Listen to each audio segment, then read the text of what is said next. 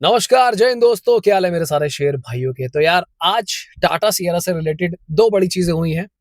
पहली बड़ी चीज तो ये हुई है कि इसने 90,000 बुकिंग्स को अचीव कर लिया है, जो कि एक बहुत बड़ा नंबर होता है भाई। 90,000 मतलब 90,000 बुकिंग।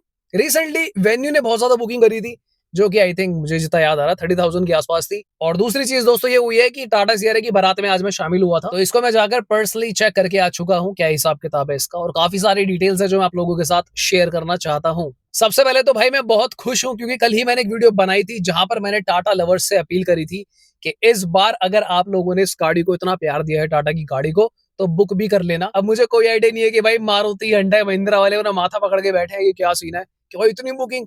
ये बहुत ज्यादा नंबर होता है। आई मीन सही है सीआरआई के हिसाब से। मैं ऐसे कैलकुलेट करके देख रहा था कि अगर 90,000 बुकिंग आई है, मैं कह रहा हूँ चलो मान लो कि 70% ने ले ली, 30% मान लेते हैं, 30% लोगों ने नहीं ली, तो भी मुझे लगता है भाई ये एक नया रिकॉर्ड अपने आप में कायम कर देगी। तो टाटा की सेल भाई मतलब आने वाले एक आध महीने के अंदर 1 लाख प्लस चली जाएगी क्या। सबसे पहले तो भाई टाटा लवर वीडियो को लाइक कर देना और कमेंट करके बताओ ये खबर सुन के तुम्हें कैसा लग रहा है। अब करते हैं मेन बात कि भाई टाटा का क्रेज रुक नहीं रहा। आपको मैं कुछ फुटेजेस दिखाता हूँ। भाई स्टोर के अंदर लिटरली बारात निकल रही है टाटा सियरा की पूरी धूमधाम से। I mean I was amazed. मैं वहां बोल भी नहीं पाया कुछ क्योंकि ढोल इतना बज रहा था, शोर इतना था कि मैं स्टोर के अंदर वीडियो नहीं बना पाया। हालांकि स्टोर में हमारे एक भाई मिल गए, आशीष भाई। तो आशीष भाई मिल गए हमारे एक व्यूअर, बहुत अच्छा लगा इनसे मिलकर। गाड़ी फाइनली आ गई। जो चीजें मैं देखना चाहता था उन चीजों को मैंने चेक करा। और सबसे पहले स्टार्ट करते हैं इंटीरियर से। भाई मुझे इसके इंटीरियर्स काफी अच्छे लगे। आई वॉज इम्प्रेस्ड और अच्छा लगा मुझको देख के। मतलब इट वॉज लुकिंग लाइक कि हाँ भाई टाटा मोटर्स ने कुछ एक्स्ट्रा करा है, यहाँ पे नया काम करा है। जो इनका होराइजन डिस्प्ले है, ट्रिनिटी डिस्प्ले है, वाकई में काफी अमेजिंग लग रहा था। मेरे ख्याल से तो पैसेंजर को पैसेंजर पूरा ही वो कवर कर रहा था and that was looking really amazing.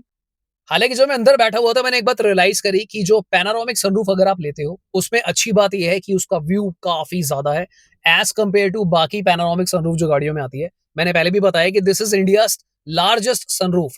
Advantage ये है कि बड़ा बड़ा सब लगेगा।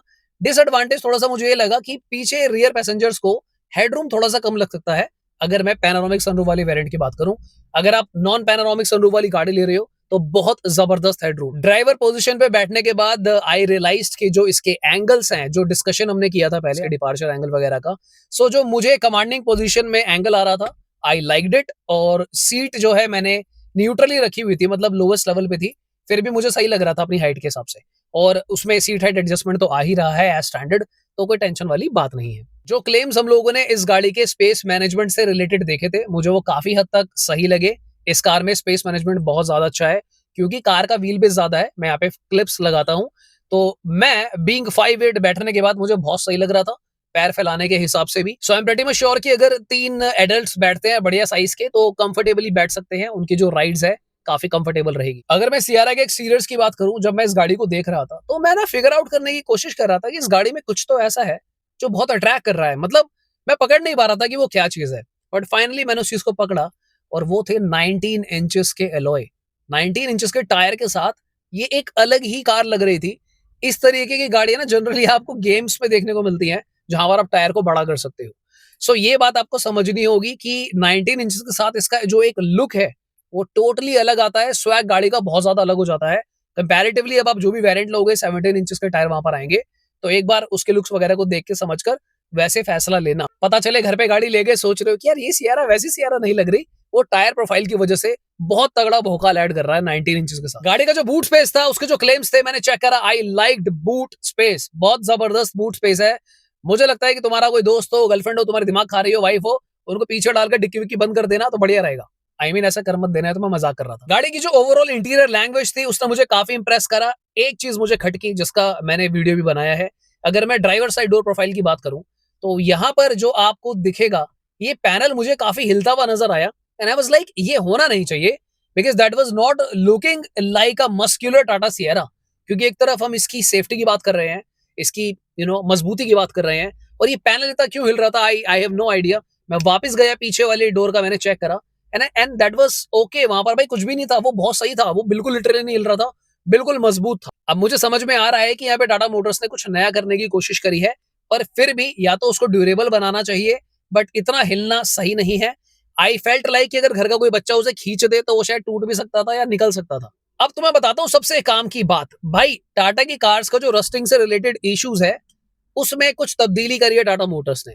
सियरा का यहाँ पर मैं ब्रोशर लगा दूंगा कि क्या प्राइस है, किस वेरिएंट का कितना पड़ेगा, और यहाँ पर आप एंटी रस्टिंग कोटिंग करा सकते हो, जिसका आई थिंक 10-11 हजार रुपए के आसपास प्राइस है।